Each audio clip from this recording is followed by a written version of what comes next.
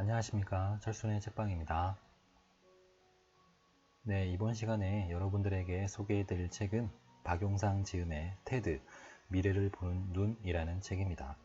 이 책은 테드의 강연 중에서 49가지를 소개하고 그에 대한 충실한 해석까지 더해진 테드에 관련된 책입니다. 저자는 수많은 테드 강연 중에서 꼭 봐야 할 명강연을 엄선해서 일상, 사회, 세상, 불안, 미래로 구분해서 소개합니다. 또한 각 이야기와 관련된 저자의 경험과 지식도 사이사이에 적어 놓으셨습니다.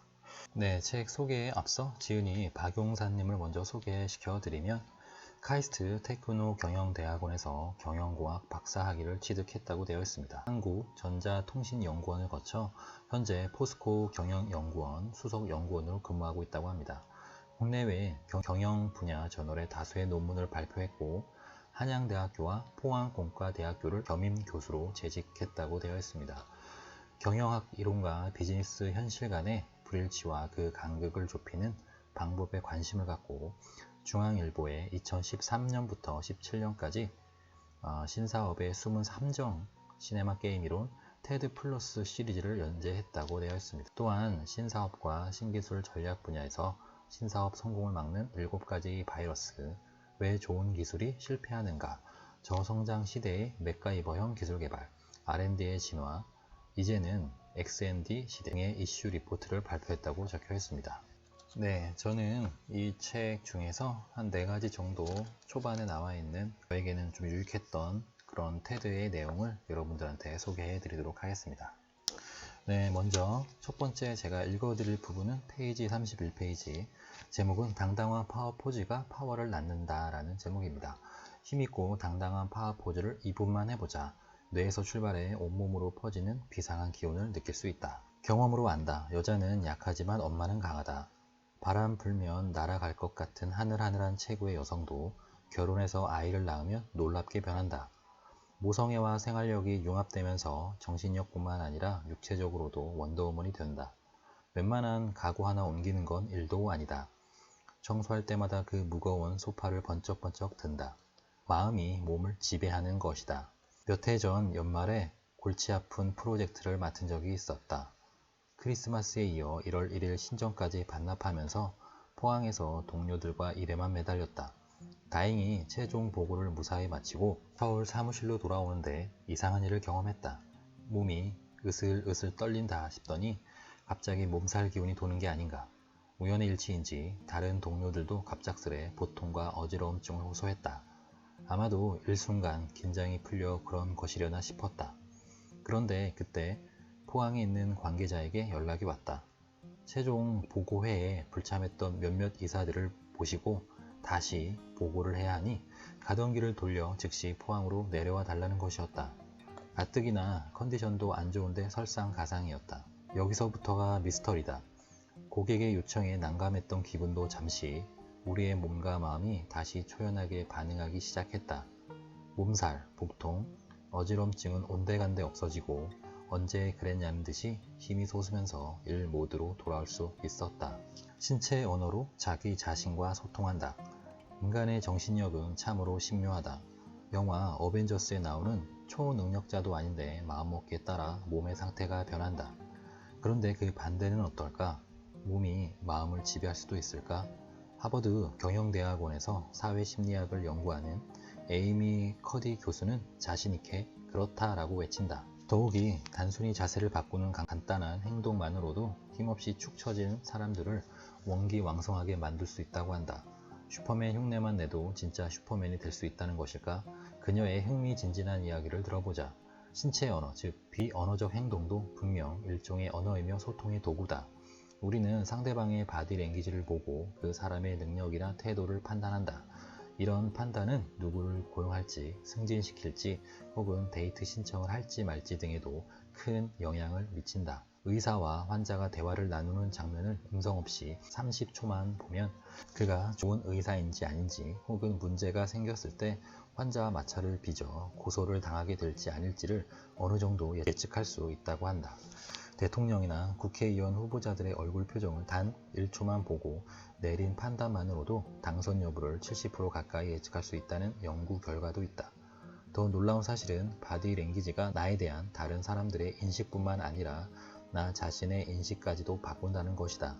사람들은 보통 행복할 때 미소를 짓지만 반대로 입에 펜을 물고 억지 미소를 지어도 행복감이 느껴진다는 사실은 이미 잘 알려져 있다. 힘에 관해서도 마찬가지다. 힘이 있는 사람들은 어깨를 쫙 펴고 당당한 자세, 일명 파워 포즈를 취한다. 그런데 이와 반대로 의도적으로 파워 포즈를 취하면 힘이 없던 사람도 자신의 힘이 더 센 것처럼 느껴진다고 한다. 왜 그럴까? 커디 교수의 연구에 의하면 이것은 파워 포즈가 몸에서 분비되는 호르몬에 영향을 미치기 때문이다. 일반적으로 힘이 있는 남성은 테스토스테론이 많고 코르티솔을 적게 갖고 있다. 힘없는 사람은 그 반대다. 테스토스테론은 일명 남성 호르몬인데 주로 남자의 정소에서 만들어진다. 테스토스테론은 성 기능을 강화하는 역할 외에도 피부나 근육, 뼈 기능을 유지시키고 빈혈을 예방하며 기억력을 높이는 데 도움을 준다. 반면 코르티솔은 콩팥의 부신 피질에서 분비되는 스트레스 호르몬이다. 코르티솔 수치가 높으면 불안과 초조 상태가 이어지고 체중 증가와 함께 만성 피로, 두통, 불면증 등의 증상이 나타난다. 또한 면역 기능이 약화되어 감기 같은 바이러스성 질환에 쉽게 노출될 우려도 있다. 그러면서 마지막에 커디 교수는 우리 몸은 마음을 바꾸고 우리 마음은 행동을 바꿉니다. 또한 행동은 결과를 바꿉니다 라고 말한다. 행동이 결과까지 바꾼다고? 당연하다. 다음은 페이지 57페이지에 사이먼 사이넥 강연 자료가 나와 있는 위대한 리더가 되는 손쉬운 방법이란 제목의 부분을 한번 읽어보도록 하겠습니다. 좋은 리더가 되려면 Y가 먼저여야 한다. 무엇과 어떻게는 그 다음이다. 이글거리는 태양 아래 A, B 두 사람이 비지땀을 흘리고 있다. 그들은 벽돌을 쌓는 중이다. 벽돌 쌓기는 보기보다 꽤 까다로운 작업이다. 얼마나 꼼꼼히 쌓느냐에 따라 지진에 견딜 수도 있고 발길질 한 번에 무너질 수도 있다. A는 제발 이 일이 빨리 끝나기만을 바라고 있다. 일당을 받아 막걸리나 한잔하고 싶은 생각뿐이다. 반면에 B는 세상에서 가장 튼튼한 벽을 쌓겠다는 각오가 대단하다. 그는 지금 갓 태어난 아들 녀석이 다니게 될 초등학교의 벽을 쌓고 있기 때문이다. 둘 중 누가 더 튼튼한 벽을 쌓았을까? 당연히 B다. 일하는 이유가 다르기 때문이다. 우리의 삶은 어쩌면 이유를 찾아 떠나는 긴 여정인지도 모르겠다. 공부하는 이유, 일하는 이유, 더 나아가 살아가는 이유를 발견한 사람은 행복하다. 반면에 이유를 모른 채 하루하루 숙제하듯 살아가는 사람은 매사에 시큰둥하고 불평과 분노로 화병을 안고 불행한 인생을 살게 된다. 이유 없이 흘러가는 대로 사는 삶은 공허하다. 이처럼 한 개인의 삶도 이유를 찾기가 쉽지 않은데 다른 사람을 이끌어야 하는 리더의 삶은 어떠할까?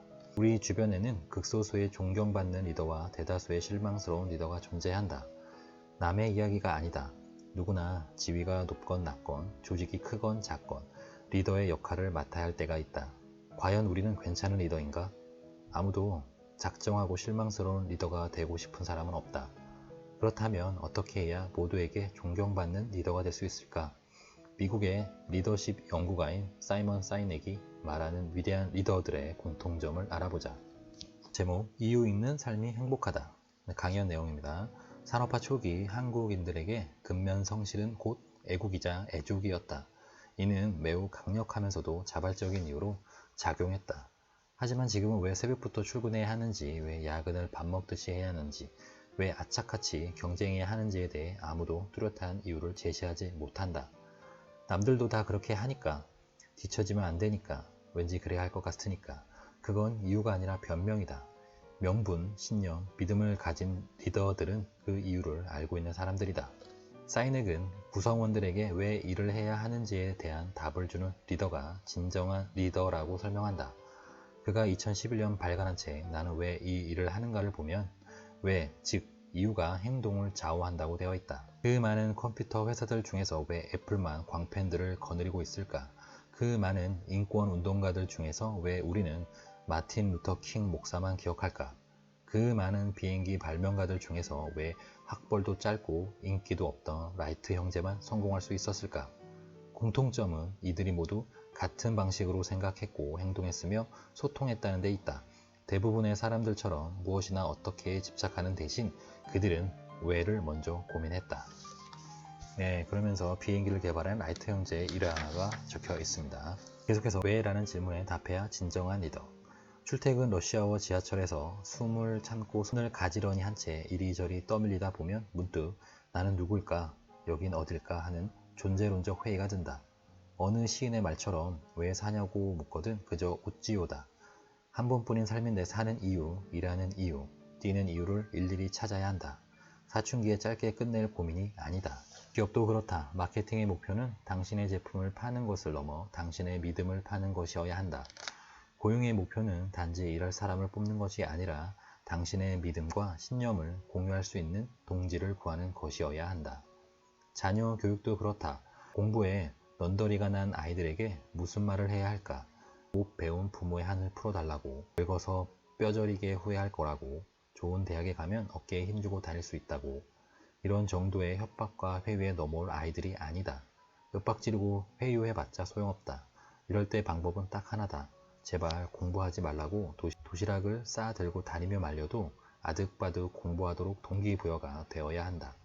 공부를 해야만 하는 이유를 줄 수 있어야 한다는 말이다. 그렇지 못하면 지금의 교육은 자녀에게도 부모에게도 국가에게도 헛수고일지 모른다. 네, 지금까지 사이먼 사이넥의 우리는 왜 일을 하는가에 대한 책의 일부분과 강연의 일부분을 여러분들에게 읽어드렸습니다. 네, 계속해서 페이지 69페이지 오래 살려면 많이 웃어라 라는 제목의 테드 강연 내용을 여러분들에게 소개해 보도록 하겠습니다. 론 쿠트만이 들려주는 미소의 힘에 주목하자. 웃음은 분노 조절 장애를 이기는 최고의 열쇠다 라고 부제목으로 되어 있습니다. 1920년 이래 매년 4월이면 미국 워싱턴에서는 백악관 출입기자단의 만찬 행사가 열린다. 당대의 대통령을 포함해 미국 내 유명 정치인, 언론인, 연예인, 스포츠인 등이 참석한다. 참석 대상을 보면 짐작하겠지만 엄숙함이나 경건함과는 거리가 멀다. 오히려 대통령의 유머 감각을 뽐내는 자리라고 할까? 2015년 행사는 더욱 기억에 남는다. 당시 버락 오바마 대통령은 자신의 분노를 대신 표현해줄 분노 통역사를 등장시켜 청중에게 큰 웃음을 선사했다. 분노 통역사 역할을 맡은 미국 코미디언 마이클 키는 오바마의 소개를 받으며 연단에 등장해서는 시종일관 청중을 째려보며 과장된 몸짓과 엉뚱한 말을 쏟아냈다. 이런 식이다. 오바마 대통령이 빠르게 변화하는 세상에서 백악관 출입 기자단 만찬과 같은 전통이 중요하다라고 하니까 옆에 있던 마이클 키는 이런 저녁 만찬은 대체 뭐야? 내가 왜 이 자리에 참석해야 하지? 라며 능청스럽게 통역을 했다. 오바마가 환경 문제에 대해 해수면은 높아지고 태풍은 거세졌다라고 하니까 그가 이번에는 모기도 많아지고 땀에 젖은 사람들은 냄새를 풍겨대고 진짜 역겨워 죽겠어라고 대통령의 속마음을 전했다.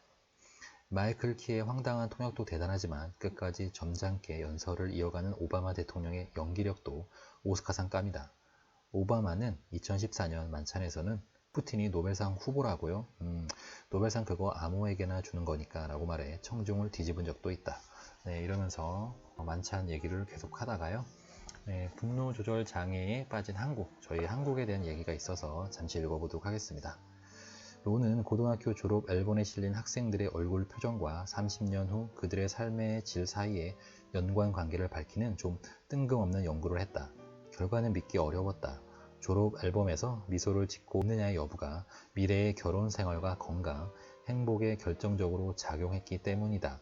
그가 분석한 졸업 앨범 사진 중에는 미국의 전임 대통령 오바마도 있었다. 옷깃이 엄청나게 큰 촌스러운 셔츠를 입고 활짝 웃는 모습이었다. 2010년 미국의 웨인 주립대학에서 실시된 또 다른 연구는 미소의 강력한 힘을 더욱 잘 보여준다. 1950년 이전에 활약했던 메이저리그 야구 선수들의 얼굴이 나와 있는 베이스볼 카드를 조사해 봤더니 웃지 않는 선수들은 평균 72.9세를 산 반면 밝게 웃는 선수들은 거의 80년을 살았다고 한다. 인간은 선천적으로 미소를 짓게 만들어졌다. 3D 초음파로 확인해 보면 태아가 자궁 안에서도 미소 짓는 것을 확인할 수 있다. 세상에 태어난 후에도 아기들은 대부분의 시간에 특히 잠잘 때조차 계속 미소를 짓는다. 전 세계 어느 인종을 만나봐도 심지어 아직까지 서구 문화와 완전히 단절되어 식인 풍습을 유지하고 있는 파푸아뉴기니의 프레족들도 다양한 상황에서 다양한 미소를 짓는다. 그러면서 미소의 중요성을 얘기를 해주고 있습니다. 계속해서 영국의 학자들은 한 번의 미소가 초콜릿바 2000개에 필적하는 두뇌 자극을 가져온다는 것을 밝혀냈다. 또한 미소가 현금으로는 25,000달러를 얻는 것과 같은 수준의 기분 좋은 자극을 가져온다고도 주장한다. 그러면서 장수의 비결은 미소에 있다라는 얘기도 계속해서 이어주고 있습니다. 마지막으로 저는 당근과 채찍, 당나귀의 추억이라는 내용을 한번 읽어보도록 하겠습니다. 페이지는 107페이지입니다. 당근과 채찍으로 움직이는 시대는 지났다. 변화된 시대에 맞는 새로운 동기부여가 필요하다. 1930년대에 독일의 심리학자 카를 덩커가 고안한 행동과학 분야 실험 중에 촛불 문제라는 것이 있다. 초 한 자루와 성냥, 그리고 앞정이 담긴 상자가 있는데 초에 불을 붙이고 이 촛불을 벽에 붙이는 것이 과제다. 다만 촛농이 바닥에 떨어져서는 안 된다. 제일 먼저 떠오르는 생각은 앞정으로 초를 벽에 붙이는 것이다. 하지만 초가 두꺼워 앞정으로 고정하는 게 쉽지 않다. 성냥으로 초의 옆을 녹여 벽에 붙여볼 수도 있지만 이것도 쉽지 않다. 간신히 붙인다고 해도 촛농이 흘러내리는 것을 어쩌지 못한다. 결국 5분에서 10분 정도 이런저런 시도를 하고 나서야 대부분의 사람들이 정답을 찾아낸다. 앞정이 담겨있던 상자를 비우고 그 위에 촛불을 세운 후 앞정으로 상자를 벽에 고정하면 된다. 여기서 핵심은 앞정 상자를 단지 앞정을 담아놓는 용도가 아니라 촛불을 세워놓는 용도로 발상을 전환해 보는 것이다. 기능적인 고정관념에서 벗어나는 게 관건이다. 보상은 본질적으로 집중력을 높이지만 그 반대급부로 시야를 좁히게 된다. 따라서 앞정들을 박스에 넣어 놓지 않고 책상 위에 쏟아놓는 두 번째 촛불 문제에서처럼 작업이 단순할수록 매우 효과적이다. 하지만 박스에 앞정이 담겨 있으면 해답이 바로 떠오르지 않는다. 문제 해결을 위해 좀 더 넓은 시각의 창의성이 필요하기 때문이다. 이런 경우라면 금전적 보상이 오히려 시야를 좁히고 생각을 굳게 만들어서 창의성 발휘에 제약이 된다. 마지막에 보상에 대한 근본적 재검토가 필요하다라는 얘기를 해주고 있는 부분을 한번 읽어보도록 하겠습니다. 공자는 아는 사람을 좋아하는 사람만 못하고 좋아하는 사람은 즐기는 사람만 못하다라고 말했습니다. 공자도 상상 못했을 지금처럼 고도화된 시대에 뭐뭐를 하면 뭐뭐를 준다 식의 보상 체계는 전부하다 못해 원시적이다. 어떤 성과를 어떻게 측정하고 무엇으로 보상할 것인지에 대한 생각을 근본적으로 재검토해야 할 때다. 우리는 더 이상 당근에 환호하고 채찍에 몸을 떠는 그런 당나귀가 아니다. 네, 일상, 사회, 세상, 불안, 미래 이렇게 5가지 키워드로 우리가 앞으로 직면하게 될 예측 불허의 미래의 풍경을 미리 알아보도록 도움을 주는 유익한 책 테드 미래를 보는 눈이었습니다. 이상 철순의 책방을 모두 마치겠고요. 제 영상이 여러분들 삶에 조금이나마 도움이 되셨다면 좋아요와 구독 부탁드리겠습니다. 감사합니다. 철순의 책방이었습니다.